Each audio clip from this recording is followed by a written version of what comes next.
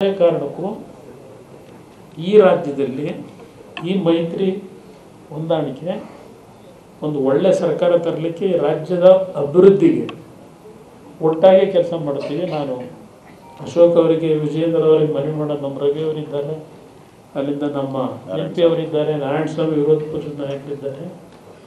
ಇದನ್ನು ಇಲ್ಲಿಗೆ ಬಿಡ್ತಕ್ಕಂಥದ್ದಕ್ಕಿಂತ ಇವರ ಈ ಅನಾಚಾರಗಳಿದೆಯಲ್ಲ, ಇದರ ವಿರುದ್ಧ ರಾಜ್ಯದಾದ್ಯಂತ ಒಂದು ಕಾನೂನು ಹೋರಾಟ ಬೇರೆ, ಒಂದು ಜನಗಳನ್ನು ಜಾಗೃತಿಗೊಳಿಸ್ತಕ್ಕಂಥದ್ದಕ್ಕೆ ನಾವು ಹೋರಾಟ ಮಾಡತಕ್ಕಂಥದ್ದು ಒಂದು ತೀರ್ಮಾನ ಮಾಡಬೇಕಾಗ್ತದೆ.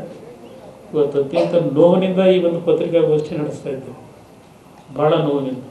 ವಿಧಾನಸೌಧದ ಕಾರ್ಯಕ್ರಮ ಮುಖ್ಯಮಂತ್ರಿಗಳಿಗೆ ಗೋವಿಂದ ರಾಜ್ ನೇರವಾಗಿ ಸಲಹೆ ಕೊಟ್ಟಂತೆ ಇಮೇಜ್ ಜಾಸ್ತಿ ಆಗುತ್ತೆ ಮಾಡಿ ಕಾರ್ಯಕ್ರಮ, ಅದಕ್ಕೆ ಹೇಳಿದ್ದು ಬ್ರದರ್. ಇವರೊಂದು ಕಡೆ ಇಮೇಜ್ ಜಾಸ್ತಿ ಮಾಡ್ಕೋಬೇಕು, ಇನ್ನೊಂದು ಕಡೆ ಡೆಪ್ಟಿ CM ಇಮೇಜ್ ಜಾಸ್ತಿ ಮಾಡ್ಕೋಬೇಕು. ಇದಕ್ಕೋಸ್ಕರ ಈ ರಾಜ್ಯದ ಜನ ಪ್ರಾಣ ಕಳ್ಕೋಬೇಕು. ಇದು ನಡೆದಂಥದ್ದು. ಇವ್ರ ಇಮೇಜ್ನ ಬೆಳೆಸ್ಬೇಕು. ಪಾಪ ಹೋಮ್ ಮಿನಿಸ್ಟ್ರು ಅವರು ಒಂಥರ ಕೀಲು ಕುದುರೆ ಇದ್ದಂಗೆ, ಕೀಲು ಕೊಟ್ಟರೆ ಅವರು ಎದ್ದು ಆಕ್ಷನ್ ಮಾಡ್ತಾರೆ, ಇಲ್ಲದ್ರೆ ಹಂಗೆ ಇರ್ತಾರೆ. ಮತ್ತೊಂದು ಈ ಗುಪ್ತಚರ ಇಲಾಖೆ ವೈಫಲ್ಯ ಆಗಿದೆ ಅಂತ ಹೇಳಿ ಸರ್ಕಾರ ಒಪ್ಕೊಂಡಿದ್ದಾರೆ, ಮುಖ್ಯಮಂತ್ರಿ ಕೂಡ ಒಪ್ಕೊಂಡಿದ್ದಾರೆ. ಬಟ್ ಅವ್ರನ್ನ ರಕ್ಷಣೆ ಮಾಡಿದ್ದಾರೆ ಸರ್.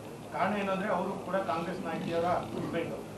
ಕುಮಾರಸ್ವಾಮಿ ಸರ್, ಇದ್ರ ಜೊತೆಗೆ ಈಗ ಸಂಪುಟ ಸಚಿವರು ಹೇಳಿಕೆಯನ್ನು ಕೊಟ್ಟಿದ್ದಾರೆ, ಪೊಲೀಸರನ್ನೇ ಸರಿಯಾದಂತ ಮಾಹಿತಿ ಕೊಟ್ಟಿಲ್ಲ ಅಂತ. ಜನಾರ್ದನ್ ಹೋಟ್ಲು ಹೋದ್ರು ಕೂಡ ನಮಗೆ ಸಾವಿನ ಬಗ್ಗೆ ಮಾಹಿತಿ ಇರಲಿಲ್ಲ, ಕಾರ್ಯಕ್ರಮದಲ್ಲಿ ಭಾಗಿಯಾಗಿದ್ರು ಕೂಡ ಜನಾರ್ದನ್ ಹೋಟ್ಲು ಹೋದಾಗಲೂ ಮಾಹಿತಿ ಇರಲಿಲ್ಲ ಅಂತ ಅವ್ರು ಹೇಳ್ತಿದ್ರು. ಸಂಪುಟ ಸಭೆಯಲ್ಲೂ ಕೂಡ ಅದನ್ನೇ ಹೇಳಿದ್ರು. 3 ಗಂಟೆ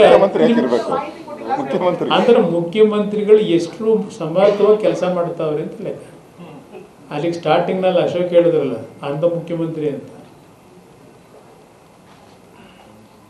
ಈಗ ನನಗೆ ಜನಾರ್ದನ ಹೋಟ್ಲಿಗೆ ಹೋಗ್ಬಿಟ್ಟು ತಿಂಡಿ ತಿಂತ ಇದ್ದು ಗೊತ್ತು, ಈ ಸರ್ಕಾರದಲ್ಲಿ ಗೊತ್ತಿರಲಿಲ್ವ ಅಧಿಕಾರಿಗಳಿಗೆ? ಅವ್ರ ಹಿಂದೆ ಪೊಲೀಸ್ ಇರಲ್ವಾ ಹೋಗ್ಬೇಕಾದ್ರೆ?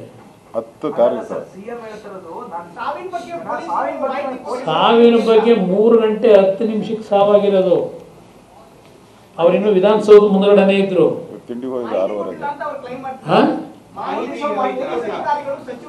ಅಲ್ಲಿಗೆ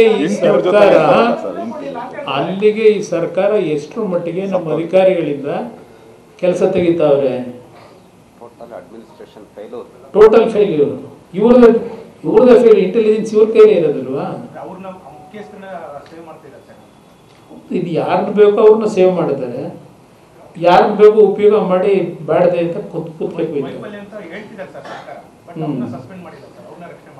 ಅದು ಗೊತ್ತಾಯ್ತು. ಅವ್ರನ್ನ ಯಾಕೆಂದ್ರೆ ಸಸ್ಪೆಂಡ್ ಮಾಡೋ ಪರಿಸ್ಥಿತಿ ಇಲ್ವಲ್ಲ ಹೈಕಮಾಂಡ್ ಕೇಳ್ಬೇಕಲ್ಲ ಎಲ್ಲದಕ್ಕೂ. ಸರ್, ಇದ್ರ ಜೊತೆಗೆ ಒಂದು ಖಾಸಗಿ ಒಂದು ಟೀಮ್ ಸರ್, ಇದು ಒಂದು ಲೀಗ್ ಟೀಮ್.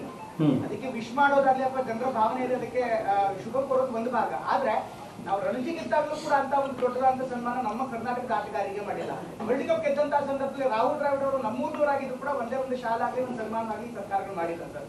ಈ ಒಂದು ಖಾಸಗಿ ತಂಡಕ್ಕೆ ಇಷ್ಟೊಂದು ಮಾಡೋದು ಬೇಕಿತ್ತು ಅಂತ ಅನ್ಸುತ್ತೆ ಸರ್. ಯುದ್ಧಕ್ಕಿದ್ದ ಸೈನಿಕರಿಗೆ ಮಾಡಲಿಲ್ಲ ಅವರು. ಸಾಕ್ಷಿ ಕೇಳಿದ್ರು. ಇದು ನೀವು ಹೇಳಿದ್ರಲ್ಲ, ಇದು ಅವರಿಗೆ ಗೌರವ ಸಲ್ಲಿಸಬೇಕು ಅನ್ನೋದಕ್ಕಿಂತ ಹೆಚ್ಚಾಗಿ ಇವ್ರ ವರ್ಚಸ್ಸು, ನಾನು ವರ್ಚಸ್ ಜಾಸ್ತಿ ಮಾಡ್ಕೋಬೇಕು ಅನ್ನೋದಿತ್ತಲ್ಲ, ಅದಕ್ಕೆ ಇವರು ಆದ್ಯತೆಗೋಸ್ಕರವಾಗಿ ಇದನ್ನು ದುರುಪಯೋಗ ಪಡಿಸ್ಕೊಂಡ್ರು. ಈ ದುರುಪಯೋಗ ಪಡಿಸ್ಕೊಳ್ಳಿಕ್ಕೆ ಹೋಗಿ ಆ ಪಾಪ ಅಮಾಯಕ ಯುವಕರನ್ನ ಬರೀತಾಂಡ್ರು. Sir, there is a letter which has been released. In the letter it claims that the KSC